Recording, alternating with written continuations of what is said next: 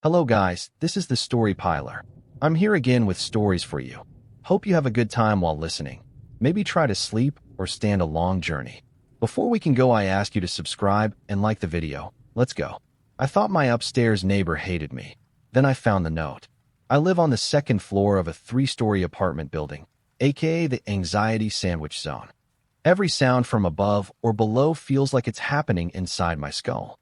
For the longest time, I thought my upstairs neighbor hated me. Not for anything I did, just in general. She moved in during the pandemic. Never said hi. Wore big headphones. Dropped things constantly. I'd hear random thuds at 3 a.m., like someone losing a Jenga match in slow motion. Once, something rolled across her floor for a full 30 seconds. Who rolls something for that long? What was it? A bowling ball? A watermelon? Anyway, a few weeks in, I started leaving my shoes at the door and walking in socks, just in case she could hear me. I turned my music down, started closing cabinets more gently. I even felt guilty sneezing too loud, which is wild. Imagine apologizing for sneezing in your own apartment. And then the worst thing happened. One night, I accidentally dropped a full glass of water in the kitchen. Loud crash. Glass everywhere. I cleaned it up fast, but I was convinced she'd come downstairs and yell. Or file a noise complaint. Or both. But instead, the next morning, I found a post-it stuck to my door. Yellow, slightly crumpled, handwriting like a teacher's. Hey, hope you're okay. I heard a crash last night. Just wanted to check in. I drop stuff all the time too. No judgment, smiling face with smiling eyes. App 3C. Reader, I melted. This woman I'd invented an entire villain arc for. Was just me, but one floor up. Later that week, I baked banana muffins, box mix, let's not pretend I'm a hero, and left some in front of her door with a note, from your equally clumsy neighbor. She sent me a voice note later. These are amazing. Also, I'm pretty sure the rolling sound you heard last week was a cantaloupe. Long story. Now we talk occasionally. Trade leftovers. Send each other memes. Still haven't met in person, but somehow it feels like I've made a friend, just through walls and floorboards and scribbled notes. And yeah, she still drops things at 3 a.m. But now, I just laugh and think, same girl. Same. She chose someone else, but I chose peace and found myself again. My wife and I were married for 22 years. We built a life, raised 2 incredible kids, and shared what I thought was a quiet, lasting kind of love. Then one afternoon, she told me she was leaving me for someone she had been seeing at work. She was calm, humming as she packed, while I stood frozen in the doorway, my heart breaking. I won't lie, it shattered me. I spent weeks in a fog, barely functioning, wondering what I had done wrong. She left behind the house she once obsessed over, said I could keep it all. But it wasn't a gift, it was an echo of a life that no longer existed. So I sold everything. I bought a smaller place. Started over. My kids stood by me, and bit by bit, I found a new rhythm. I worked, I healed, I lived. Months later, I got a call. She had been in an accident. Her new partner abandoned her, and she had no one else to call. The hospital said I was still listed as next of kin. I flew out. Not out of love, but out of closure. She cried when she saw me, apologized, asked if she could come home. But that home was gone. I wished her well, left a check to help her get back on her feet, and said goodbye for real this time. I walked out of that hospital with peace in my chest and weight off my shoulders. Sometimes, the person who hurts you doesn't get to be part of your healing. Sometimes, walking away is the real act of love towards yourself. High on 3-MeO PCP with my friends at the Isabella Stewart Gardner Museum in Boston. Mistakes were made. Oh my God, I am mentally retarded. How did I not notice sooner? Everyone knows but me. Val is probably retarded too, or she wouldn't be dating me. And Jason is for sure retarded. Just look at him. Is Val only dating me because I have a pickup truck? My poor mom and brother. It must be so hard raising such a retarded son, and my brother has to share a room with me. Everyone will be better off if I die. I'll just go upstairs and hang myself in the shower. That was a pretty usual weed trip for me. All drugs give me a little bit of psychosis, but weed is the only one that makes me that suicidal. I can do 10 tabs of acid and have a blast. I might have to take half a Xanax to prevent a bad trip and keep the bad thoughts away. And while on acid, I might think I can see threads of the future and read people's minds. But it's just the right amount of telepathy, not too much. My writing coach said I will never get published if I use the word retarded, but I figured I will just use it because this is exactly how I felt when I was 18. I am not even using it derogatorily in this context. 6 years later in Boston. Ari, hello lady. May I please have a wheelchair? I hurt my knee. Thank you. Jason and Scott roll me towards the start of the museum. This wheelchair might be annoying. People are being too helpful. All right, thank you for your help. Go away now. We head to the bathroom, each with our own folded-up post-it notes full of Tremio, 3-Meo PCP, and our individually cut plastic straws. I don't know how much Jason and Scott are planning on doing, but I am aiming to be between feeling nothing and blacking out. That sounds like a huge margin, but it's way harder than it sounds. I accidentally black out more often than I don't. The dosages for this drug are tiny. 5 milligrams is weak and 15 milligrams is blacked out. That's the difference between a small key bump and a big key bump. I should probably lean towards the safer side and take less than I think. But if I was boring like that, you wouldn't be reading my memoir. I actually hit the sweet spot though. I'm right in the middle, chilling in my wheelchair being pushed around by my two buddies who didn't get too high either. We are all a little stupid though. I would say the average size dose of this drug lowers your IQ about 30 points. But occasionally it makes me think it raised my IQ 30 points and gave me telepathy. So when we see another girl in a wheelchair, I freak out. I can see that she's a real wheelchair girl. She's got a fancy wheelchair and her legs are skinny and her knees are touching and her legs are leaned to the left. She knows I'm pretending to be crippled. We're going to be exposed. If she confronts us, then everyone is going to know we are high. And I don't want this girl to think I am making fun of her because I am pretending to use a wheelchair. She probably thinks I am just being lazy and don't want to walk. Okay, I can fix this. I just need to pretend to be crippled too. Just don't move my legs, touch my knees together, and lean my legs to the left. I think I've got this. Guys, can we go to a different floor? I can't be around the wheelchair girl. I'm freaking out. Jason and Scott crack up. We take the elevator and skip a floor so we can avoid the wheelchair girl. We miscalculated. Either she's speedier than anticipated, her wheelchair was pretty sweet, or we're slower than we realized. She doesn't even matter anymore though. My paranoia has taken on a mind of its own. We leave the elevator and I can no longer move my legs anymore. They're permanently locked into my imitation of paralyzed legs. And now my eyes are starting to drift off and unfocus. I may be the first person to discover 3-Meo PCP-induced locked-in syndrome. My eyes won't even listen to me anymore. I am fully locked into my own skull. My face slackens and takes on a kind of brain-damaged appearance. I realize Scott and Jason look kind of challenged. When you are sober and talk to someone on Tremio, you can tell they're not working with a full box of crayons. I remember this because I noticed that people at the museum are extremely nice to us. They move out of the way of paintings, they make awkward eye contact and smile. Everyone is way nicer than I am used to as a 24-year-old boy. I realize that people think it's two slightly mentally challenged men pushing around their severely mentally challenged friend. On a little field trip to the museum. And now the wheelchair girl is back. Within 4 floors of a museum, she watched a stranger go from smiling and laughing with his friends to catatonic. I can only watch this, mortified, from behind the eyes of my locked-in my body. It's just me, brain-damaged Ari, and my 2 challenged friends. Now she has to think I am making fun of her. She's the only person I can see as I roll around. Why can't I be normal? I put up a fake lost dog flyer as a joke, and someone actually returned the dog. Yeah, that happened. Last week, I was walking back from the store and saw one of those lost cat flyers taped to a pole. It had a blurry photo and dramatic phrases like, "Please help us find Mr. Whiskers," which for some reason made me laugh more than it should have. Maybe it was the Comic Sans. Maybe it was the fact that the cat looked like it hated everyone, including the person who made the flyer. Either way, I got the dumb idea to make one myself, but with a fake dog.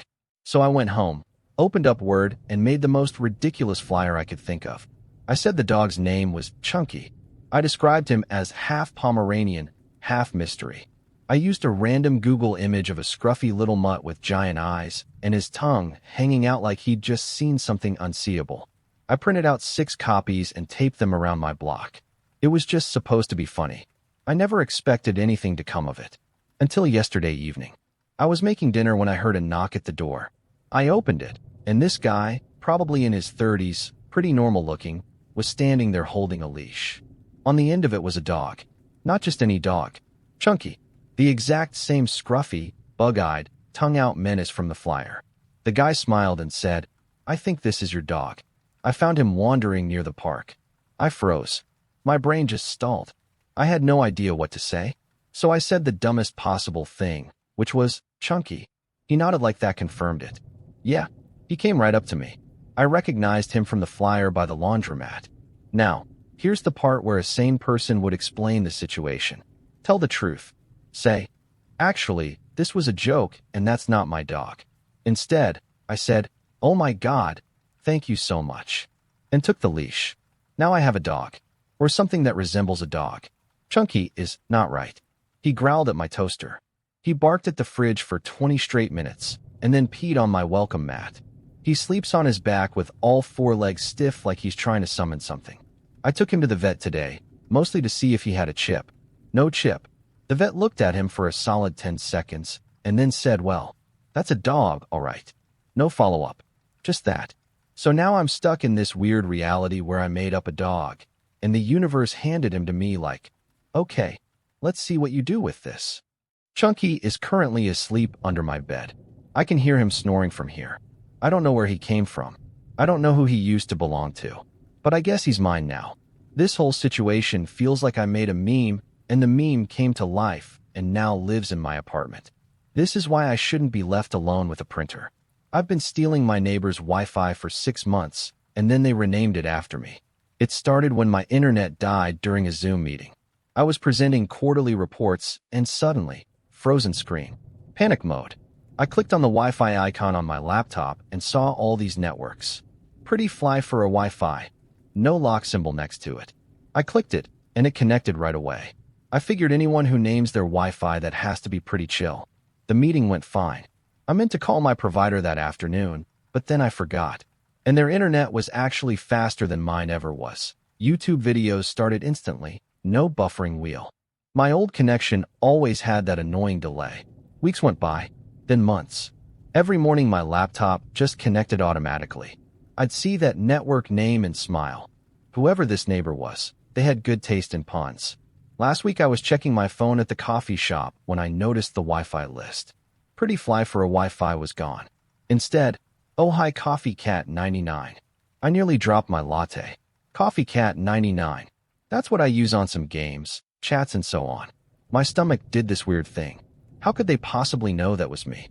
I don't understand any of this computer stuff, but can Wi-Fi track who you are? Can they see my screen? Oh God, can they see which apartment the signal goes to? The worst part is they're clearly still offering it. Oh hi, like, oh hi.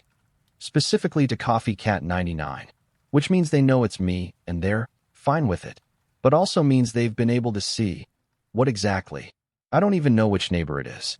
Could be anyone in the building. The signal's strong enough from multiple floors. I called my internet company that same day. Turns out my service had never been canceled, just some wire issue they forgot to fix. It's working again now, but every time I open my laptop I see "Oh hi Coffee Cat 99 in the network list. Yesterday, I left nice coffee beans outside every door on my floor with sticky notes. From a grateful neighbor, smiley face. If they figured out I'm Coffee Cat 99, they'll probably figure out the coffee is from me. If not, at least everyone gets free coffee. I still have no idea how they knew. Part of me wants to Google it, but honestly, they could have just turned on a password anytime in those 6 months. They didn't. This morning I saw "Oh hi Coffee Cat 99 flash on my screen again when I opened my laptop. This time, I just smiled. I almost beat up an old man at a bar a couple years ago. There was this really fun dive bar close to the house I stayed in with my girlfriend. We lived in rural Kentucky at the time. It was the definition of a dive, no cocktails, karaoke, fried foods, the whole works. As a matter of fact, one day when we went in for lunch, the old lady working the kitchen had me carry all the grease out. Very small town vibes. One night my girlfriend and I went out, had a few beers and started talking with the locals. One older man at first seemed quite friendly. We were shooting the shit and he'd reminisce. My girlfriend was a very bubbly girl. We were both probably 21. Once the old man started talking about Woodstock back in the day, He made a nasty comment about how he knows what she would have been doing back then in reference to my girlfriend. I went silent, got her attention, and stopped speaking with him. I kept playing it back in my head, making sure I had heard correctly when I saw him walk towards the front door to smoke. I jumped out of my seat and followed without a word.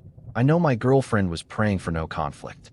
I walked out as he lit his cigarette and said something to the effect of, "You're lucky I don't knock your fucking teeth in right now." The man was probably 70, hunchbacked, and clearly in no position to fight. He stammered some bullshit about how he didn't mean it like that. I strongly considered punching him in the mouth. I was so angry. All I could think about was catching a manslaughter charge, so luckily I cooled off enough. I grabbed his hat by the brim, threw it in the puddle between us, and stomped it. He went home. I'm a horrible writer. Thank you if you got this far. I don't know why I felt the need to type this out. We've been broken up for 2 or 3 years now, and she has a new man who seems better than me by almost every metric, so good for her. I still love her. I found my childhood house on Google Maps. And someone waved back. Hey Reddit, throw away for obvious reasons. This happened last week, and I'm still freaked out. Posting here because I don't know who else to tell. I was browsing Google Maps, doing that nostalgia trip thing where you visit old places you used to live. I typed in the address of my childhood home in rural Victoria, Australia, a place we moved out of in 2006 after something weird happened. I'll explain that in a sec. When the street view loaded, everything looked more or less the same. Cracked driveway, dead trees, even the rusted swing set Dad never took down. But then I saw someone standing in the upstairs window. Just a silhouette. Leaning. Watching. And the weirdest part? Their hand was up. Like they were waving. I zoomed in. It looked exactly like my dad. Only he's been dead since 2013. Cremated. Ashes scattered in Queensland. I refreshed the page. The window was empty. But when I went back a day later, the figure was there again. Same pose. Same wave. New timestamp on the imagery. The house is supposed to be abandoned. I posted about it in our /Google Maps, and someone DM'd me this thread from our /glitch_matrix. My dead sister keeps showing up in satellite photos. Another person sent this old thread from our /nosleep. Don't look at the upstairs window.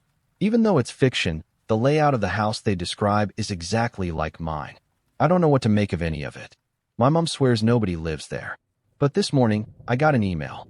Subject: You saw me. From my dad's old email address. Deactivated in 2014. The message just said, "Stop looking." And the Google Maps link? It now shows an error. This image is no longer available. My parents own a multi-million-dollar waste management company, and I've been working as the lowest guy on the crew without telling anyone who I am. I'm 22, just graduated from college a few months ago. While my classmates were polishing resumes and stressing over interviews, my parents sat me down and made it clear I wouldn't be job hunting.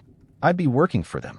They run a massive waste management company like citywide contracts, fleet of trucks, recycling centers, the whole deal. It's their legacy, and they want me to take over someday. But they also made it clear I wouldn't be jumping into some cushy office role with a fancy title. If I was going to lead the company, I had to understand it from the ground up. Fair enough. I actually respected that. So I started at the very bottom. One day, I was on a truck hauling trash bins in the rain. The next, I was elbow deep in recyclables at the sorting center. I never told anyone who I was. I wore the same uniform, followed the same schedule, and showed up like every other new guy. I want a real experience. No special treatment, no shortcuts. At first, it was fine. Humbling, even. I started to respect the people who do this every day in ways I couldn't before. They're tough. They work hard. But after a while, the vibe started to shift. I was doing more and more of the grunt work while others kicked back. I was told to straighten out the bins, clean up after others, do the new guy stuff constantly. I didn't complain. I kept my head down. I figured it was part of paying dues. But then came the day that broke me. It was raining hard, and we were already short-staffed. I barely slept the night before, showed up exhausted, and got drenched within the first hour. My clothes were soaked. I was cold and running on fumes. Still, I pushed through most of the shift until one of the senior guys, Ron, decided he was done. He dumped the rest of his tasks on me and said, "You're the new guy. You handle it. I gotta leave early. I snapped. Politely, but firmly, I told him no, I wasn't doing his work. I was done letting people pile on just because they outranked me. He stared at me like I'd grown a second head. Then, with a smirk, he said, "Careful. Management might not like it if I start talking about your attitude." I looked him dead in the eye and said, "Then let's go to management right now." He blinked, didn't say another word, just walked off. That was the first time I've ever stood up for myself like that at work. I didn't play the "I'm the owner's son" card. I still haven't. But I'm starting to realize, being the boss's kid doesn't mean I have to accept being walked over to prove I'm humble. I'm here to learn not to be everyone's personal doormat. I've been giving my mom cheap instant coffee from the supermarket and telling her it's a special blend I found online. She loves it. I've been living with my mom for the past few months to help her out after a surgery and also to save money myself while I job hunt. One thing about her is that she loves her coffee. She used to treat herself to these $15, $20 artisanal bags she'd get from this local roaster she found on Instagram. She called it her morning happiness. The thing is, we've both been trying to cut back on expenses lately. She's been great about it, canceled some subscriptions, stopped buying candles she never lit, etc. But the one thing she refused to compromise on was the good coffee. So I did. A couple months ago, while she was recovering and couldn't go out much, I quietly replaced her usual beans with a $4 jar of instant coffee I got at the supermarket. I told her it was a new small batch Indonesian blend I ordered online to the kind of branding that usually gets her excited. She tried it the next morning and said, "This is amazing. Did you say this was single origin?" I nodded. She literally said it tasted brighter, but smooth. I almost choked on my toast. She's been drinking it daily ever since, praising its balance and telling her friends about this new brand I discovered. I even printed out a fake label on the jar that says Java Bloom, Wild Roast *******. She loves it. I feel a little bad for lying, but honestly, it's saving her money, and she's genuinely enjoying it. I'm not sure if I'll ever tell her. Maybe one day when things are less tight, I'll come clean and we'll laugh about it. Or maybe I'll just keep reordering Java Bloom from aisle 4 of the supermarket. I had a double life in high school. During high school, I had this weird double life that most people couldn't really wrap their heads around. My mom worked 2 jobs and couldn't be home during the week, so from Monday to Friday I stayed with my grandma on the south side of Chicago, 79th and Cottage Grove. Not the worst block, but definitely not the safest. Every Monday morning, I'd ride the CTA bus to school with kids who were already lighting up blunts before 8 a.m. Fights in the hallway were a daily event. Teachers looked like they were 2 bad days away from quitting. I didn't really fit in, but I learned quick to keep my mouth shut and my head down. I made a few friends, quiet kids, smart, but tired of surviving. On the weekends, though, whole different world. I'd go back up north to the suburbs, where my dad lived. Clean streets, 2-car garage, families walking dogs and waving at neighbors. I'd hit the mall, eat Chipotle, and watch Netflix with my younger siblings like I wasn't just dodging drama and gunshots 48 hours earlier. It was like living in 2 completely different universes. No one in the suburbs ever really knew what I dealt with down there. And no one on the south side ever believed I had a backyard and a trampoline up north. Anyway, one Thursday after school, I was walking back to my grandma's house, and I saw a group of guys posted up on the corner. I recognized one of them, Malik, from school. We'd had a couple classes together. He waved me over, and I made the mistake of walking toward him. He pulls me in, all casual, and says, "You know how to drive, right?" I did. Barely. He tosses me a key and says, "Pull the Hellcat around the block. Real quick. Just move it." I knew something felt off. Real off. But I was 16, dumb, and didn't want to look soft. So I did it. I get in the car and start it. Pull it around the block and park it where he said. When I get out, he daps me up, says, "Appreciate it, bro. We cool." Then walks off. I go home like nothing happened. The next day, there are cops outside the school. Word is someone dropped a dime on Malik. Apparently, that charger was linked to a robbery that happened earlier that week. I didn't get called in. No one mentioned my name. But I didn't sleep for 2 days. I thought I was done for. When the weekend came, I packed my stuff and rode up north. I walked in my dad's house like I hadn't just played getaway driver for a guy who probably had a body on his record. My little sister ran up and hugged me like usual. Dad grilled burgers. I sat there in the backyard, birds chirping, thinking about the fact that 48 hours ago I might have helped someone commit a felony. Now here's the twist. Months later, Malik shows up in the suburbs. At my cousin's birthday party, wearing a dress shirt. Apparently, his aunt lives 2 blocks from my dad's house, and he'd been spending weekends up there too.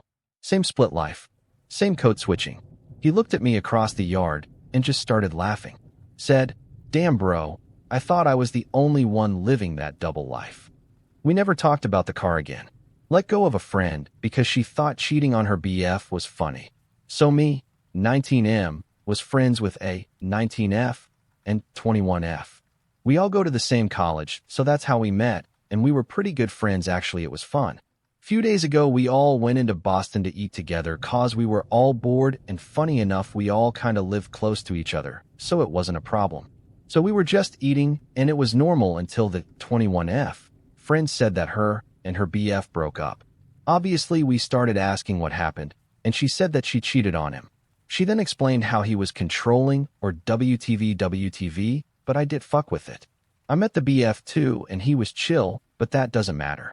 You shouldn't cheat no matter what, just leave. And the 19F, just starting laughing, and they seemed like they did care. I pretended to not care, but when I got home, I just blocked them. That shit is disgusting, dude. Maturity issues were showing so bad. Took a leap today at my local coffee shop. So for a little over a year now, I've been grabbing my morning coffee from this cozy little spot near my job. Same barista almost every day, friendly, funny, always remembered my order. I'd be lying if I said I didn't look forward to seeing her smile in the mornings. Today, I don't know what got into me. Maybe it was the weather. Maybe I finally got tired of wondering what if, but as she handed me my drink, I just kind of blurted it out. Asked her if she'd be okay sharing her number. She paused for a second, smiled, and said, "1 second." Then she ran to the back, came back with a card, and handed it to me. I said thank you and walked out feeling like I just unlocked a new level in life. Later that night, after work, I texted her. "Hey, it's Name. Thanks for giving me your number. How was your day?" Waited. Nothing. Slept on it. Still nothing. Weekend came and went, and yeah, turns out it was a fake number. I won't lie, that one stung. But hey, no anger here. I've worked in retail, I get it. People have their boundaries, and sometimes giving a fake number feels like the safest exit. I tossed the card and made peace with it. And yes, I'm still gonna go back for coffee. It's a great shop, and life's too short to let one awkward moment ruin your routine. No hard feelings, no weird vibes. I'll keep it classy, keep it friendly, and keep sipping my coffee in peace. Just thought I'd share. It's been a while since I felt brave like that. No regrets. Sometimes just showing up for yourself is the win. I was judging the shit out of some guy for eating a shitty gas station sandwich. He thought I was homeless and hungry, so he gave me half of his sandwich. My cheeks and neck were peeling from the sun on MT Kilimanjaro. My clothes were the same I was wearing from the mountain. I was permanently dusty. I walked to the gas station and got a pack of cigarettes and lighter. Can attendants tell when someone is buying their first pack of cigs since quitting? He might not know no, but you stutter and mumble your words the first time back. You sound like you don't know how to order cigarettes. I walked to the closest seat in eyesight, the one I deserve, on the sidewalk, leaning against a low wall, smoking cigarettes and thinking, I just graduated college. This trip was a graduation present. Finance. I'm supposed to go work on Wall Street, but fuck that. My hair is a mohawk that my brother cut for me. It's under my dirty hat. I think I look cool. I understand other people might not agree. The gas station is only 50 feet to my right. I watch some guy walk out of the gas station. He's faddish and sloppy and has half of a gas station sandwich in each hand. I immediately hate this guy. How can you bring yourself to eat those 2 triangles of white bread with 1 slice of turkey, cheese, and tomato? I don't think this guy can see me while I watch him and his sandwich walk towards me. I am judging him and his sandwich, frowning. Why not just walk to a restaurant and pick up a sandwich? Why is he stopping in front of me? Go away, man. What does this guy want? I don't want to talk to anybody. He looks down at the half sandwich in his left hand, looks me in the eyes, and extends his left hand to me. My mouth becomes a circle, My eyes become circles. I vaguely remember mumbling, "Thank you." He leaves me to realize I am a bad person. He thought I was homeless. He must have thought I was staring at his sandwich because I was hungry. I must have looked pretty terrible for this dude to give me his food. This is South Africa. I am only a few miles from a 1 million-person shantytown. Then I eat the most delicious sandwich half I have ever had. Terrible, disgusting sandwich. But the Self-Schadenfreude was delicious. Couldn't have been better. This guy just snapped me out of my depression. I laugh and I smoke more cigarettes. Got a compliment from an attractive stranger today. I'm in my 40s, and I've been on a fanatical crusade to get myself into shape. I've been working out 6 days a week since the beginning of January. I've recently taken a liking to long-distance running. I went for a run this morning around my local sporting field. I usually go early in the morning before there's anyone else out, but today I didn't. I was nearly an hour into my run and stopped to get a drink of water.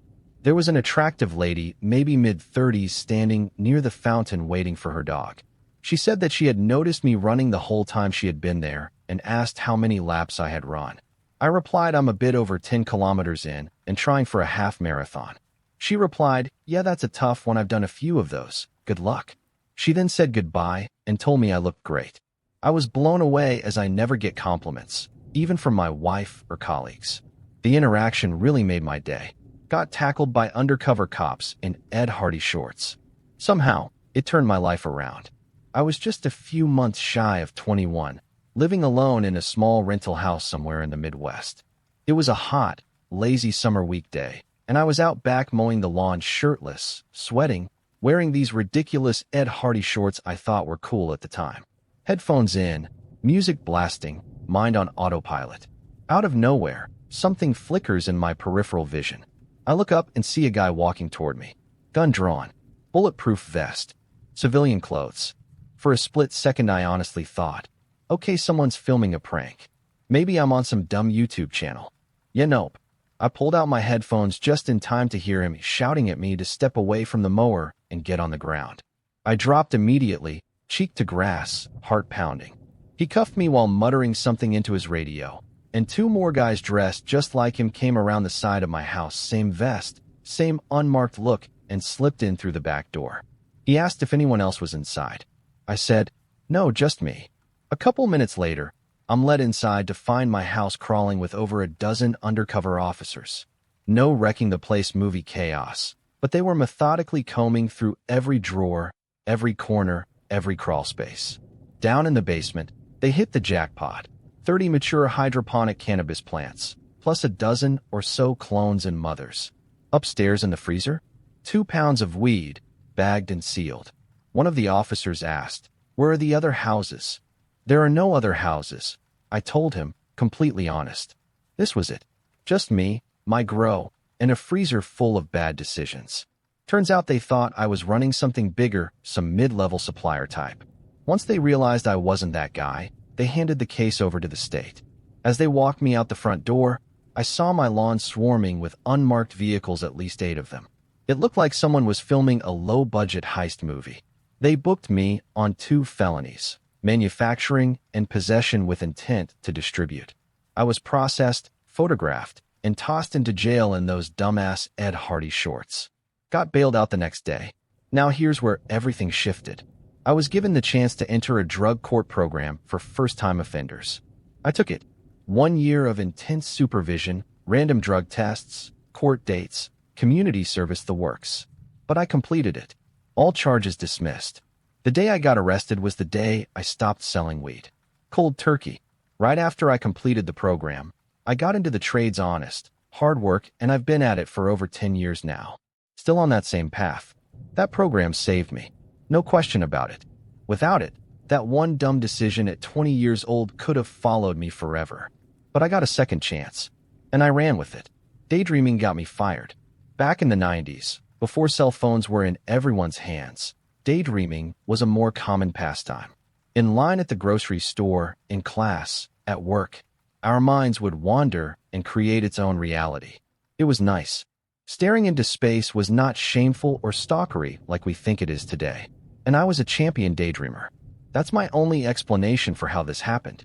I was working reception in an office, and of course answering the phone was a primary responsibility. The main line rang throughout the entire office. It rang at my desk and all the desks in the back. The expectation was that, as reception, I'd grab it first. The exception would be if I'm assisting visitors. My boss was very beautiful and very intimidating. The business was in the home design field, and staff members made it obvious that style was paramount. She had a sleek haircut and had a great wardrobe, for the 90s at least. I'm thinking Delia Dietz, Catherine O'Hara's character in the original Beetlejuice, would be a good comparison.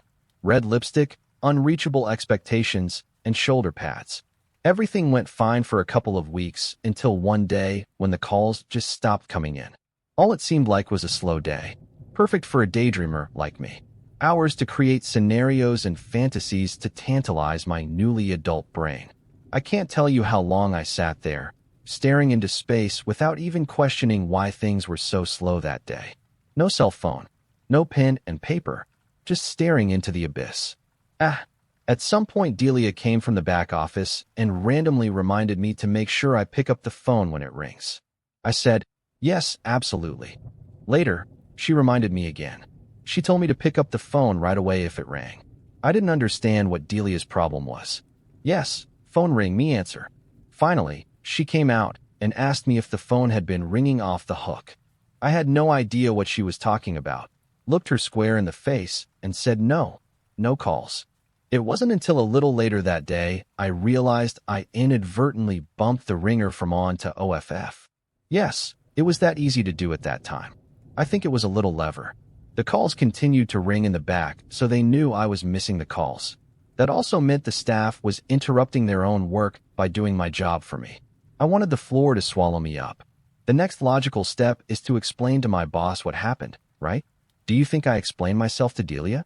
Do you think I demonstrated my faux pas with the ringer lever? No, I did not. I was so young and so embarrassed I sat there flushed and mortified and said nothing. I think it was a few days later when they let me go. Delia was very kind, and the reason given was that the job was being held for a former employee in the military. I felt pride in being able to do a service for our country and solemnly return the position to a soldier. But I suspect there was no returning soldier, and I think we all know the real reason I got the boot. Decades later, cell phone in my hand. I don't know if daydreaming is a skill I even possess anymore.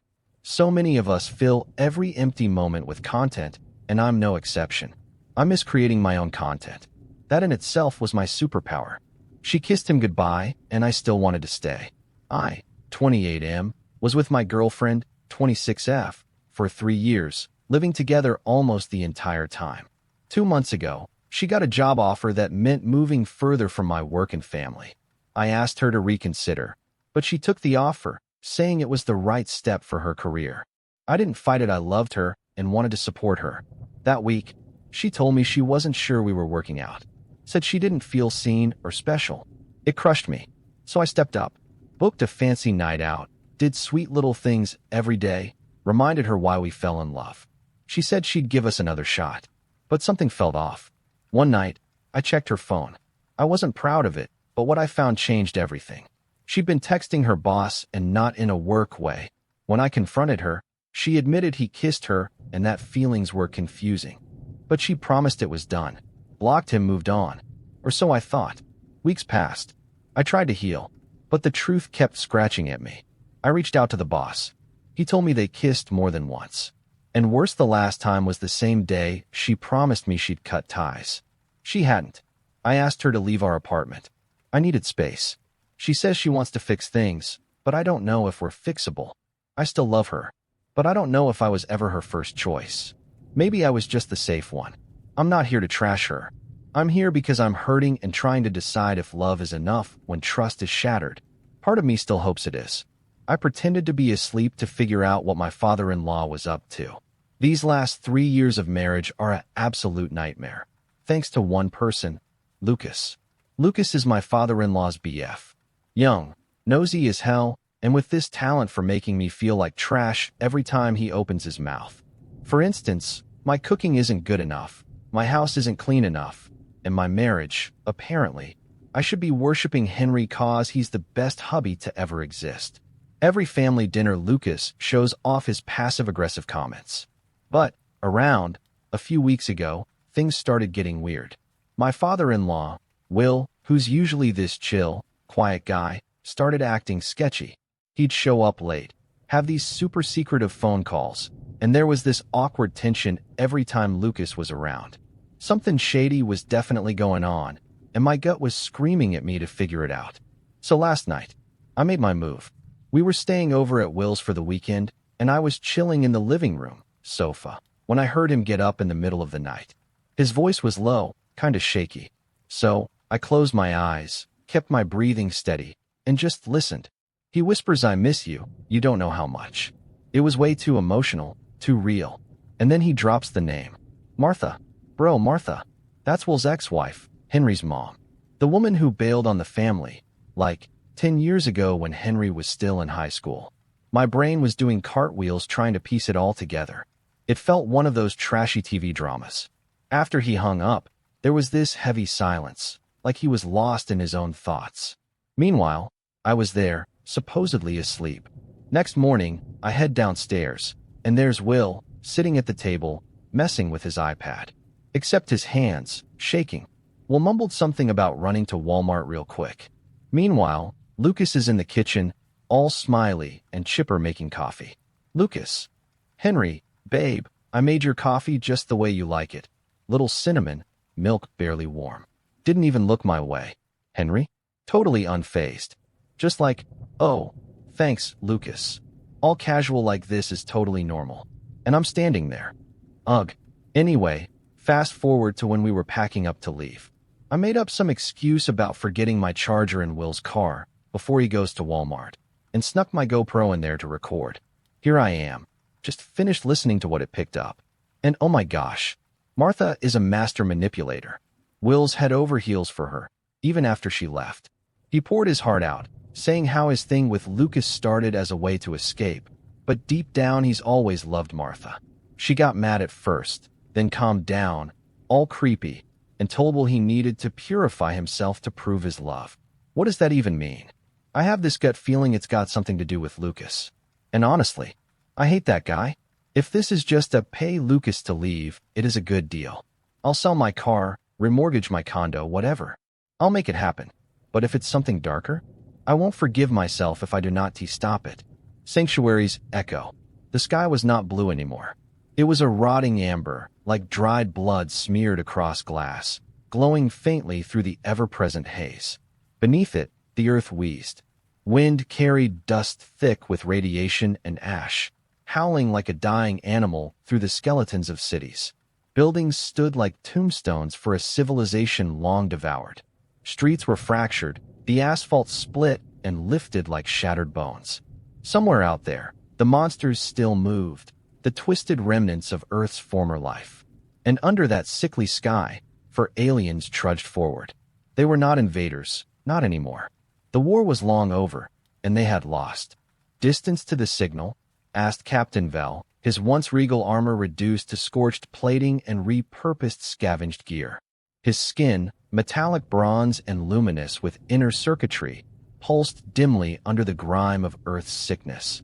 36 kilometers, replied Lura, the navigator. She walked with a limp now, her right leg fused with salvaged Earth tech. It buzzed occasionally, glitching, but still held her up. She tapped her console. We reached the sanctuary site before the next nightfall. If we move fast. That's a big if, said Drox, dragging a large, cobbled-together railgun on his back. His mandibles clicked unconsciously when he was nervous. They'd been twitching more frequently lately. The last of their group, a child-sized technician named Rek, chirped softly in their native tongue. We must try. It's the only safe zone still broadcasting. The others. He trailed off. They all knew. The other signals had gone dark one by one over the past 6 months. Some with screams. Some without a sound. The Earth had not taken kindly to its fall. When the last of humanity fell, to disease, to bombs, to starvation, the planet didn't stop. It kept mutating, kept birthing new horrors. Animals twisted by radiation and virus. Undead that moved in packs, driven by something far more terrifying than hunger, instinct. Hive minds formed in the old cities. The alien survivors had learned the hard way that silence was survival. Now, they followed a beacon. Not of human origin, but alien, ancient. A sanctuary ship buried deep beneath the Earth before their arrival, activated by planetary collapse. It was their last hope. They moved through a forest now, if one could still call it that. The trees were gnarled and blackened, their bark bubbling with fungi that hissed when disturbed. Eyes blinked from hollowed trunks. Once, a creature the size of a cow with 12 legs and a human-like face watched them from the canopy, silently mouthing words none of them wanted to understand. "We camp in the ruins ahead," said Vel. "Brief rest. Then we push straight to the site." The ruins were what remained of a small town, buried under vine and moss. Abandoned vehicles sat like carcasses. Signs dangled, reading things like "Welcome to Brightfield and Pumpkin Festival, October 2023. A cruel kind of nostalgia hung in the air, untouched for years. Lura set up a perimeter of electric mines while Drox climbed to the roof of a gas station, watching the horizon. Rex sat in a corner of the garage and tried to repair one of their drones. Vel just stood by an old swing set, listening to the silence. Then the silence broke. The scream was unlike anything native to Earth or anywhere. It wasn't a single voice. It was hundreds, all howling at once. "Incoming!" Drox shouted from the roof. Vel snapped into motion. "Defensive positions. Mine set. They'll slow them," Lura replied, pulling her sidearm. Rek activated the drone. It hummed into the air, scanning rapidly. Through the mist, they came. Once human shapes, running low to the ground like wolves. Limbs twisted backwards, eyes glowing with unholy intelligence. Some crawled on all fours, others floated, riddled with black tumors that pulsed in rhythm. From behind them, a giant brute emerged, made of fused bodies, a mound of muscle and mouths that roared with a dozen voices at once. The mines blew first, lighting the ruins in electric arcs and explosions. Several creatures fell, but not enough. Then came the fighting. Vel's rifle barked blue energy, disintegrating anything it touched. Lura fired precise shots, aiming for heads. Drox's railgun dropped the brute to one knee, but it didn't stop. Rex screamed as a crawler got too close, slashing his side before Vel incinerated it mid-leap. They held for 5 minutes. Then the drone pinged, loud and clear. "Sanctuary is below us," Rex shouted, clutching his bleeding side. "It's under this town. The signal is right beneath." Vel scanned the area. His HUD showed it too. A buried hatch under the garage. "Cover me." He ran, shoulder slamming a shambler aside and slamming his hand on the hidden panel. It lit up. The metal beneath the garage rumbled. A circular hatch emerged, glowing with alien runes. It hissed open. "Go," Vel shouted. Lura dragged Rek toward the hatch while Drox emptied the rail gun, then followed. Vel was last, lobbing a final grenade into the horde before diving into the light. The hatch sealed behind them. And just like that, it was silent again. They fell into a corridor of white light, antiseptic and ancient. The air was clean. The walls pulsed softly. They collapsed, panting. "We made it," Rek whispered. "No," Vel said. "We survived. Now we make it." The corridor stretched deep, curving out of view. Somewhere below, life waited, or something close to it. Not paradise, but a place where the monsters couldn't follow. A place to begin again. And under the bleeding sky of Earth, the sanctuary pulsed, quiet, hidden, and alive. For now, the last customer. I work the graveyard shift at a 24-hour diner off Highway 9. It's mostly truckers, insomniacs, and the occasional drunk who stumbles in after the bars close. You get used to a certain rhythm like black coffee, burnt bacon, and the hum of flickering neon. Then he came in. It was 3:17 a.m.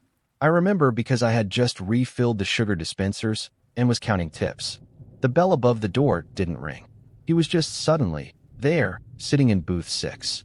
Old man, thin, pale, wearing a black coat, even though it was warm for October. He stared at the menu like it meant something. "Coffee?" I asked, grabbing the pot. He nodded. "Cream only." As I poured, I noticed something off. The steam didn't rise. The coffee stayed still, like it wasn't hot. I checked the pot. Still warm. I didn't say anything. "What'll it be?" He looked up, and his eyes were the first real red flag. Not red like bloodshot. Red like brake lights. Dim, but glowing. Do you still serve the soul pie? The what? He smiled, slow and deliberate. Used to be on the menu. Long ago. I laughed nervously. You mean shoofly pie? He didn't blink. No. Soul pie. Crust of memory. Filling of regret. Served warm. I stepped back. We don't have that. Haven't heard of that. He leaned in. Are you sure? I glanced at the old menu board above the register. Bacon and eggs, $4.99. BLT, $3.99. But something new had appeared, written in chalk I didn't remember using. Soul pie, market price. My throat went dry. I turned back to him. He hadn't moved. Who are you? I'm your last customer, he said. Every server gets one. My legs felt weak. I gripped the counter. What do you mean? He gestured to the seat across from him. Sit. You'll understand. Something made me obey. I sat. He folded his hands neatly. You've worked here 6 years. You dropped out of college after your brother's accident. You tell yourself you're just in between things, but you've been in between for so long it became the thing. How do you know that? I know everything you regret, he said gently. And regret is the main ingredient. The booth light flickered. Outside, the world seemed to stop. No cars. No wind. Even the clock above the grill had frozen. He placed his hand palm up on the table. Say yes, he whispered. I looked down. There was a pie in front of me now. Golden brown. Smelled like childhood and sorrow. It shimmered. What happens if I eat it? You relive your choices. But this time, you see them all at once. Every path not taken. Every door you closed. Every time you told yourself tomorrow. My hands trembled. And then, you get to pick one. Just one. And this life. Gone. I stared at the pie. I thought about my brother. About the things I'd said. The funeral I skipped.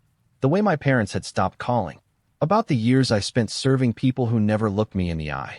What if I don't eat it? He tilted his head. Then you go on. As is. No changes. No answers. You wake up tomorrow, fry more eggs. But deep down, you'll always wonder. I looked at him. Are you the devil? He chuckled. No. The devil sells what you want. I offer what you could have had. There's a difference. I picked up the fork. It was ice cold. Just one bite, he said. I hesitated. My reflection stared back from the silver. I remembered being 8, riding bikes with my brother down a hill too fast. I remembered yelling at him when he broke his leg. I remembered not saying goodbye. I took a bite. It was sweet, and bitter, and heavy. The world around me burst like a film reel on fire. I was 17, saying yes to music school. I was 20, hugging my brother before the crash. I was 25, in a tiny apartment, painting, smiling, broke but alive. I was all of them. And then, I was back. The booth was empty. No old man. No pie. Just the check. Soul pie paid. I stumbled outside. Morning had come. A soft pink dawn rising over the gas station. Everything looked the same. But I wasn't. I called my mom. First time in 3 years.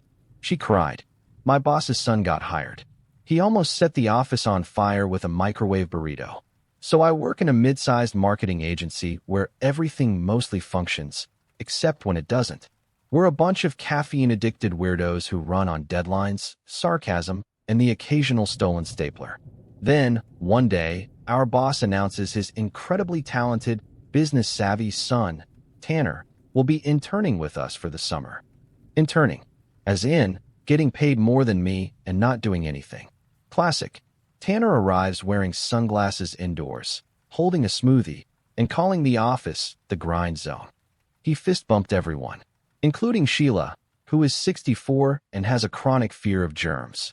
His first day, called Excel Nerd Sudoku, referred to LinkedIn as Insta for Suits, asked if we could pivot the email campaigns to include more vibes.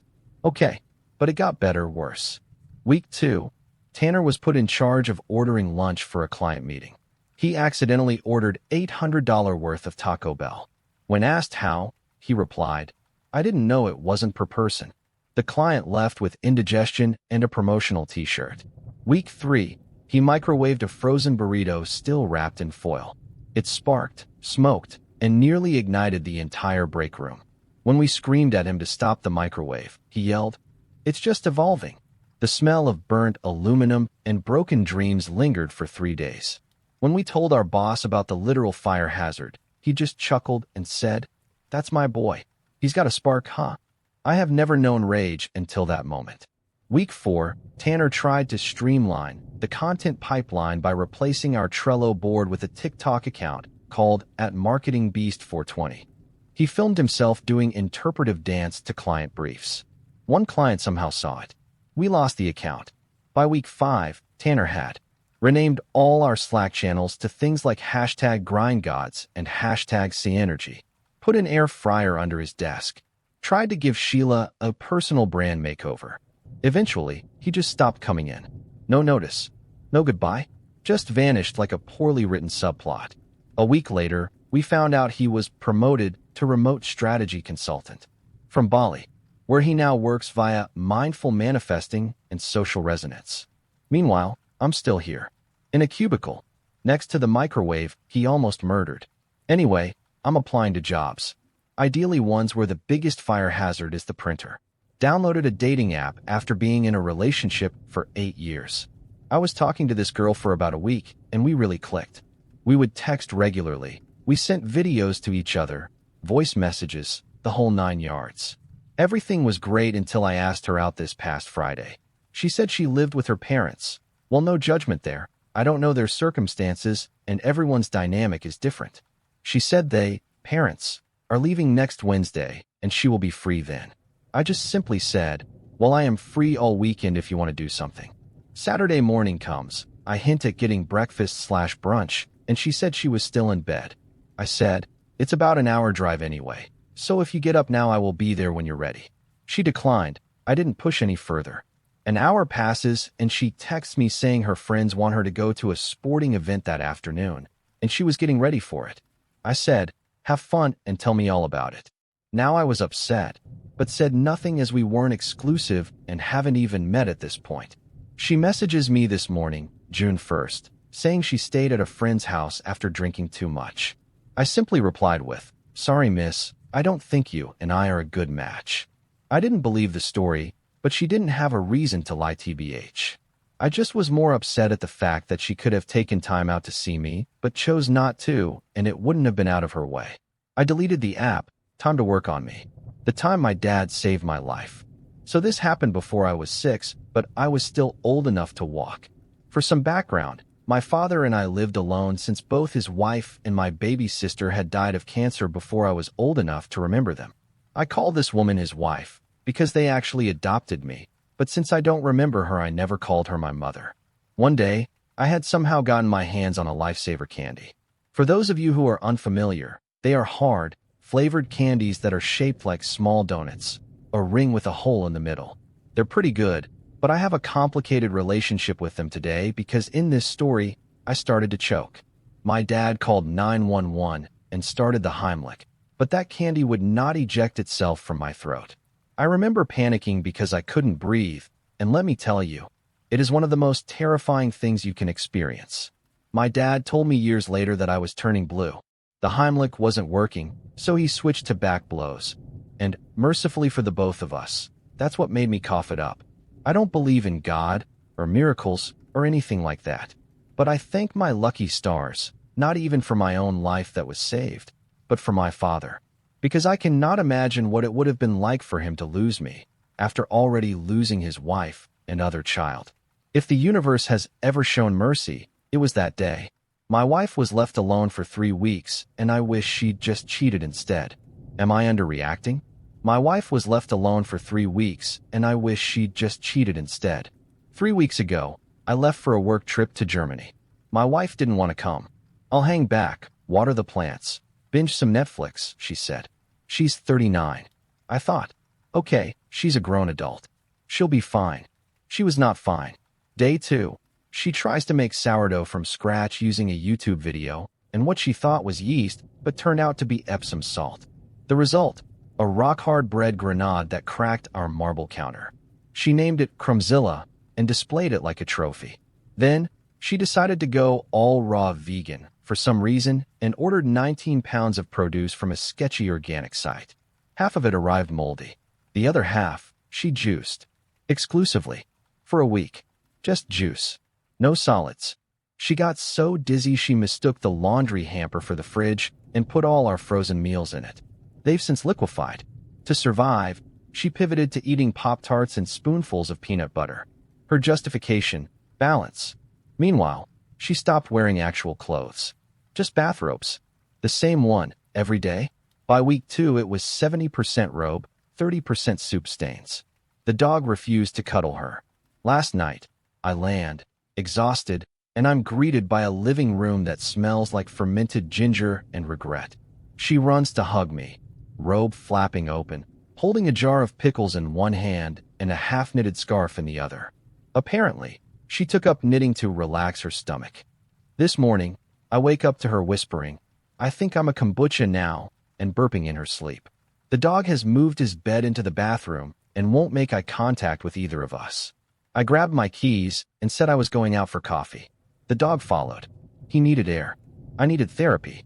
So here I am at a cafe with a silent, traumatized schnauzer, drinking espresso like it's holy water. The barista asked if I wanted oat milk.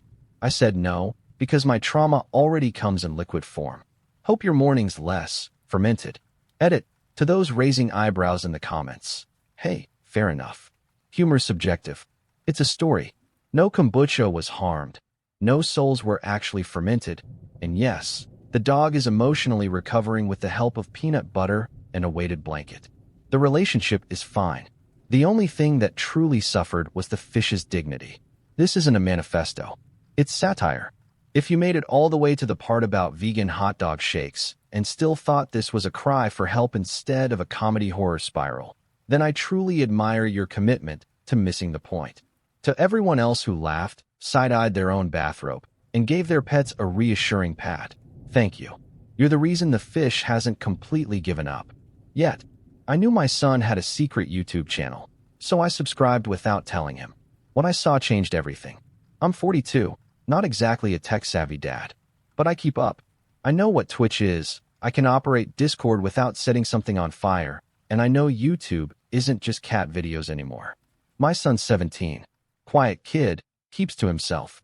Great student, respectful, but always in his room, editing stuff, talking to his screen when he thinks no one's listening. I knew he was up to something, and I figured it out pretty quickly. He had a YouTube channel. He never told us. He'd switch tabs whenever someone walked in. Got real nervous if we touched his laptop. Typical teenage secrecy, I thought. So one day while dropping him off for coaching, I noticed a tab open just for a second. The channel name, Nexus Talks. Didn't say anything, just noted it. Later that night, I looked it up on my phone. 37K subscribers. My son was low-key internet famous. But that wasn't even the wild part. The videos? They weren't gaming or cringe memes. They were these raw, deep commentary clips about school pressure, friendships, loneliness, being misunderstood. About growing up feeling invisible, even in your own home. It hit me hard. He was funny, articulate, real. And yeah, he talked about us. Nothing disrespectful, but honest. My parents are good people. They care, but they don't always get me. I don't know if they'd support this channel if they knew. Maybe they'd laugh. Maybe they'd tell me to focus on real stuff. I didn't sleep much that night. Because the truth is, I hadn't really seen him in a while. I'd been so focused on work, bills, routine. I forgot to check in on who he was becoming. So I subscribed.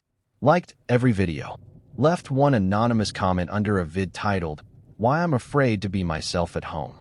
Any parent would be proud of you. Never stop being you. He didn't reply, but the next day, he walked into the living room and sat beside me. No phone, no distractions, just sat. Then said, "Hey, if I wanted to show you something I've been working on, would that be okay?" I nodded. He smiled a little, like something heavy had finally lifted. And that's how I found out about my son's YouTube channel. Not by spying, not by confronting, but by listening. Lent my friend money. What he did with it made me cut him off for good. We'd been best friends since 8th grade. The kind of friendship where you don't even knock when you show up at each other's house. We shared everything. Crushes, trauma, dumb inside jokes, late night talks about life. Dude was like a brother to me. Fast forward to college. He hits me up one night, sounding super stressed.